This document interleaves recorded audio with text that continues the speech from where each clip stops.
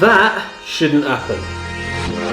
Right, so as you can see, my Sony Rx100 has got its own pump action initiation system. And it's not meant to have it.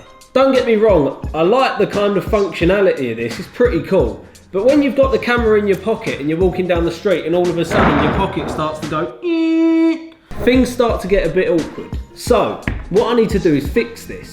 But before I start to fix this, I'm going to tell you how I engaged this pump action initiation system on my Rx100. Now, it's no firmware installation. It is just a straight up, throw your camera in the air and let it land and plonk itself right on the corner there. So if you look here, you can see I've got a massive dent, and that is exactly where the impact happened. It has now affected my flash, so my flash just pops out as and when it fancies it. The most annoying thing is my viewfinder just decides to pop up as and when it wants to.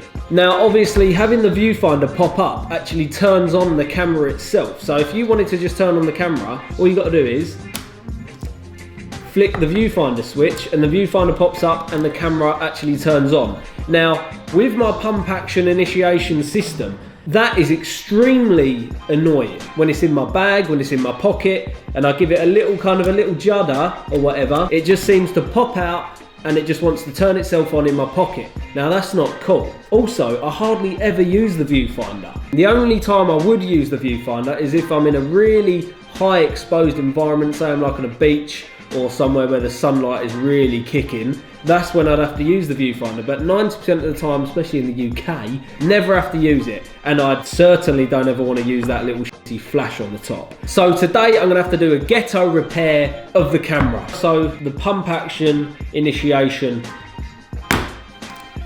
is no more. So to complete this ghetto build, I'm gonna need a number of things.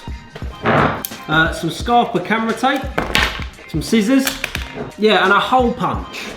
So my plan is to sellotape, or not sellotape, camera tape from here, just over the little button here, the on button, all the way round down here and over the finder button. So I'm not going to accidentally flick the finder button, and there's like just about enough room for some tape to stick on. But I've got to bear in mind, I've obviously got my little microphone holes here, which is where the hole punch comes in. And then after that, I'm going to stick on my little Rycoat sticky little fluffers again to make it look really stupid. So this tape here, this Scarper camera tape is the nuts. I'm telling you, it is the only tape I ever use, because I've bought some really shitty cheap tape before and you really don't want to be doing that, I'm telling you. Right, I've just cut a bit too short. Recycle, remember, recycle. Sweet. Right, so I'm gonna try and get it just above where the on button is, yeah? Just so that there's more for it to stick onto, so then it's not actually just gonna blow up and start mugging me off again. First things first, I need to cut this down. This is well too thick. See? No one needs that. So I need to cut a hole in this hole punch. This is a bit of a process, this. Right. Look at that there, can you see you got a little hole there? And that is just gonna flick on top of my on button there. So let's do this. Just a little bit off center.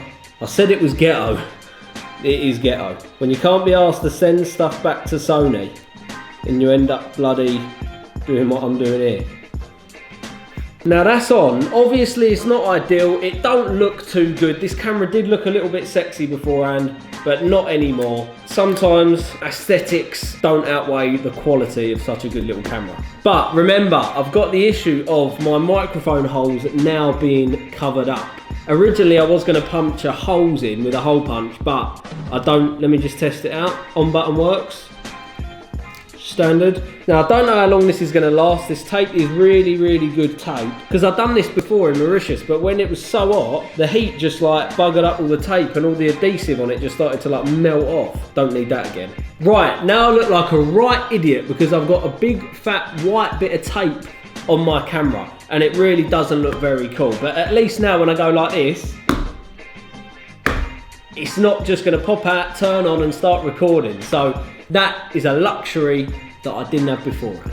Right, so now I've done that, I'm going to have to find a way to puncture some little holes in to actually get my microphones working again, because I always use the sound on this when I'm vlogging and stuff. So, but look, not being funny, it does the job. Right, so to expose them microphone ports again, I actually first need to find out where they are. So I'm going to push down on the tape. Right, I found one of them. I found one of the little microphone holes. Now I just need to find the other. Right, so what I'm going to do is I'm going to just puncture. Now when I say puncture, I'm going to try and like carve out like the part where the actual microphone is, so that I can get the best quality sound out of it still, even though I've got this tape over the top of it. But I really need to be careful that I'm not going to like push through and push into the microphone, because that will be all kinds of issues. Camera's on, great, just what I needed. There we go, look, there's the first hole. I don't know if you can see that, but that is the first hole done. Sod it, Stanley knife's coming out. All I've got to do is put the rye coats on and we're done. Check this out, 3, 2, 1.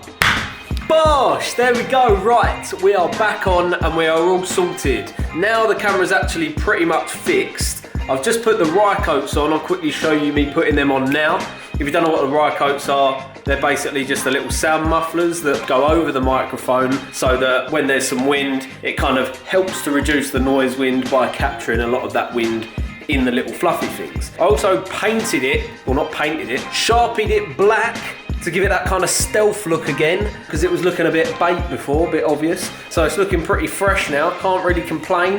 Tell you what, let me take you outside. If there's, actually there is a little bit of wind, so you can actually see how the rye coats work. Hopefully you won't be able to hear any wind noise at all. And I can see them like fluffing about in the wind, but yeah. Honestly, they're wicked. They're like, I think I paid like 14 quid for them or something. I'll link them in there below if you want to check them out. Do a lot of promoting on this channel, you know. Right, let me quickly put you in a mirror so you can see what it looks like from this end. Oi, oi! See, look, obviously it don't look too cool, but they never do on any camera. So what can you do? You don't exactly look too cool walking around with a camera talking to it anyway, so yeah, there's no point fooling yourself. Right, thanks for watching my ghetto fix of my Sony Rx100. Hope you enjoyed it. Don't know if you got anything from it, but I hope you enjoyed watching it. Anyway, have a sick, I'm posting this at the weekend, so I shouldn't say weekend. Have a sick time, whatever time of the day, whatever time of the year it is. Just have a sick one on me later on. See you next time. Peace, I can't say peace. Later on.